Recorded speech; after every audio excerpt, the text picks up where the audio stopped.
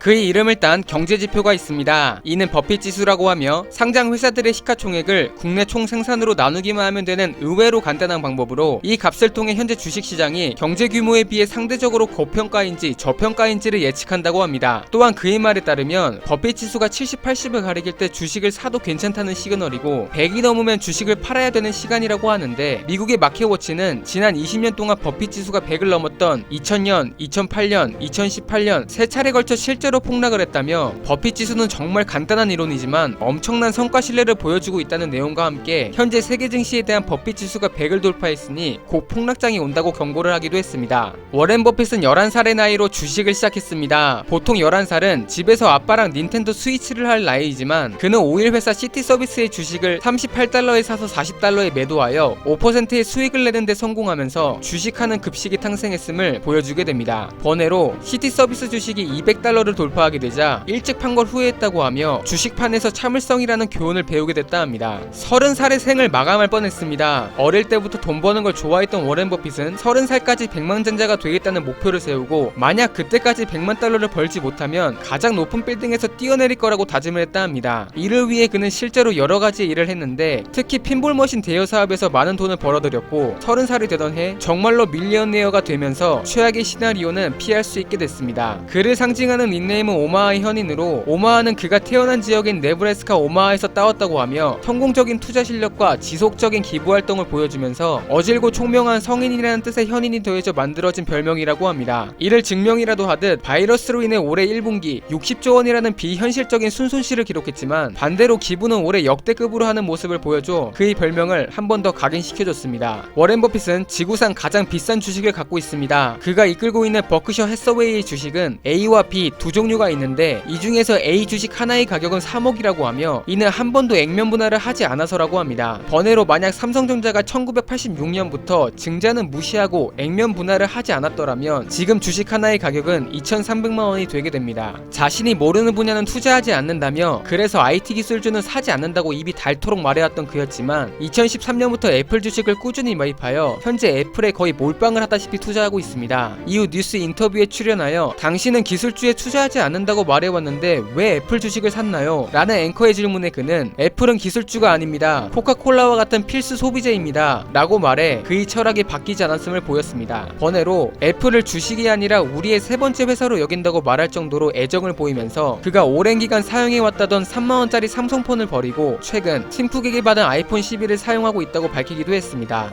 워렌 버핏은 확고한 투자 철학만큼 자신만의 식생활 철학을 갖고 있습니다. 표친 인터뷰에서 그는 본인이 과거 보험회사가 갖고 있던 나이별 사망 비율 자료를 확인해봤는데 6살 아이들의 사망 비율이 가장 낮아서 그들처럼 먹기 시작했다며, 이는 술을 마시지 않는 것과 하루 3끼를 먹는 것 그리고 야채를 멀리하는 거라고 말했던 적이 있었습니다. 이 중에서도 그는 특히 콜라를 좋아하여 밥을 먹으면서 카드 게임을 즐기면서 심지어 회의를 하는 도중에도 콜라를 마셔대 진정한 콜라이를 보여주기도 했습니다. 여담으로 서울대 가정의학과 유태우 교수는 그가 이상한 식생활 습관을 갖고 있음에도 건강을 유지하는 이유에 관해 추우면 춥게 더우면 덥게 그 상황을 즐기는 긍정적인 사고가 그의 건강을 유지시키고 있는 가장 큰 이유라고 밝히면서, 워렌 버핏은 실제로 맛있게 먹으면 0칼로리라는 주장이 단순히 자기 합리화를 위한 언어가 아님을 몸소 보여주고 있습니다. 포스코를 놀라운 철강 회사라고 칭찬하며 2000년대 초반부터 12년까지 포스코 주식을 모은 적이 있습니다. 이는 그가 투자를 할 때 중요하게 보는 ROE가 높아서였다는 추측이 지배적이었는데, 실제로 당시 포스코는 대기업임에도 불구하고 10%대의 훌륭한 ROE를 유지해 왔었습니다. 하지만 미국과 중국의 싸움이 심화되고 VIP 고객이었던 중국이 인프라 투자를 줄이면서 철강으로 한계가 있었던 포스코는 무역업을 하고 있던 대우 인터내셔널과 같은 기업들을 인수합병하여 사업을 다각화하였는데, 결과적으로 커진 몸집의 수익은 따라오지 못하여 2011년부터 ROE가 한 자릿수로 기록하더니 지속적으로 떨어져 워렌 버핏은 2015년 가지고 있던 포스코 주식을 전량 매도하여 떠나버린 적이 있었습니다. 이를 통해 10년을 보유할 생각이 없다면 단 10분도 보유할 생각조차 하지 말라 라는 가슴 때리는 명언을 남겼던 그였지만, 포스코 주식은 3년 만에 매도하는 언행 불일치의 모습을 보여주기도 했습니다. 참고로 ROE는 리턴 온 에쿼티의 약자로 자기자본 이익률이라고 하며, 예를 들어 A라는 사람이 300만원으로 구매한 중고 오토바이로 배달 대행을 하여 번 돈이 150만원이었다면 300만원을 투자하여 150만원을 벌었으므로 A의 ROE는 50%가 된다는 개념입니다. 대개 워렌 버핏을 떠올리면 투자에 성공한다는 이미지를 갖고 있지만, 과거 그는 내가 기록한 손실 금액은 기네스북에 오를 자격이 있다 라고 말할 정도로 성공한 만큼 실패도 많이 많이 해왔음을 밝힌 적이 있는데 대표적으로 케찹 회사인 하인즈에서 작년 6조가 넘는 손실이 발생했다 합니다. 이후 한 인터뷰에서 하인즈 브랜드 가치를 너무 높게 평가하여 과도한 돈을 썼다 라며 본인의 투자 실패를 인정하는 모습을 보이기도 했습니다. 현재 그가 한물간 투자가라고 조롱받는 이유는 크게 두 가지로, 첫 번째, 그는 자신이 경험하고 이해할 수 있는 사업에만 투자하는데 지금같이 살벌하게 변하는 세상을 적응하기엔 이건 너무 옛날 마인드다 라는 조롱을 받고 있으며, 그로 인해 IT 기업인 구글이나 아마존 주식을 사지 않았던 점, 두 번째는 그가 이해할 수 있는 식품주였던 하인즈 케찹 회사마저도 유기농과 친환경 같은 건강식품의 수요가 커지고 있었지만 트렌드를 캐치하지 못하여 투자 실패로 이어졌다는 점이라고 합니다.